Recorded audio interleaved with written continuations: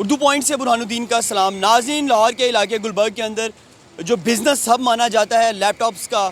Computers کا اور اس کے ساتھ موبائل سے، جو سب سے بڑی مارکیٹ ہے حفیظ سینٹر میں، تقریباً 13 گھنٹے بیت چکے ہیں جب آگ لگی، اور یہ آتش زدگی اس وقت اتنی زیادہ بڑھ چکی ہے کہ اس نے بلڈنگ کا ایک بہت بڑا حصہ جو ہے اسے جلا کر خاک بنا دیا ہے۔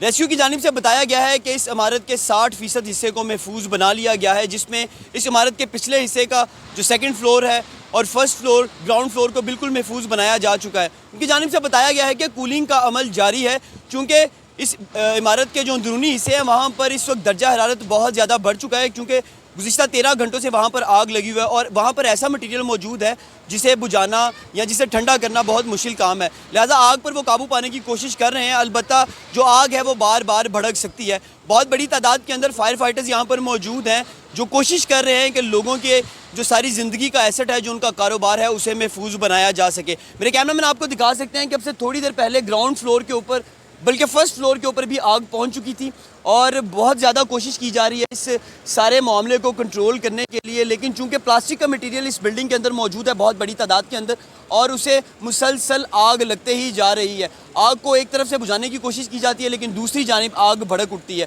جب فرسٹ فلور کے اوپر آگ لگتی ہے تو جو لفٹر ہیں، جو اسکائی لفٹر ہیں، اس کے ذریعے سے پہلے فلور کے اوپر لگی ہوئی آگ پر تو قابو پا لیا گیا، لیکن چونکہ صبح سے اس بلڈنگ کے اندر آگ لگی ہوئی ہے اور سیکنڈ فلور اس وقت جو اس کا پہلا حصہ ہے بالکل جل کر خاکسر ہو گیا ہے۔ 5 محکموں کی جو ٹیمیں ہیں اس وقت یہاں پر کام کر رہی ہیں۔ ریسکیو 1122 کی جو فائٹرز ہیں وہ بہت بڑی تعداد میں یہاں پر موجود ہیں۔ پی ایچ اے کے جو واٹر ٹینکس ہیں یہاں پر موجود ہیں۔ واسا ایل ڈی اے اور اس کے ساتھ ساتھ جو فائر بریگیڈ کا عملہ ہے وہ بھی یہاں پر موجود ہے۔ سب کے سب لوگ اس وقت کوشش کر رہے ہیں کہ کسی طریقے سے اس آگ پر قابو پا لیا جائے، اور جو اس سارے معاملے کا جو سب سے دکھی پہلو ہے کہ ہزاروں کی تعداد میں اس پلازا کے اندر کام کرنے والے ورکرز اور دکانوں کے مالکان اور تاجر برادری جو ہے وہ اس وقت گرین بلٹ کے اندر موجود ہے۔ بہت بڑی تعداد کے اندر لوگ ایسے ہیں جنہوں نے اپنا مستقبل اپنی آنکھوں کے سامنے جلتا ہوا دیکھا ہے، لیکن جو لوگ ابھی بھی یہاں پر موجود ہیں وہ صرف یہ امید لیے بیٹھے ہیں کہ کاش یہ آگ بند ہو، ان کے جو زندگی بھر کا ایسٹ ہے، جو ان کا کاروبار ہے، وہ بچ سکے، لیکن صورتحال تھمتی دکھائی نہیں دے رہی۔ کوشش لوگ یہی کر رہے ہیں کہ کسی طرح اس آگ کو بجھا لیا جائے، لیکن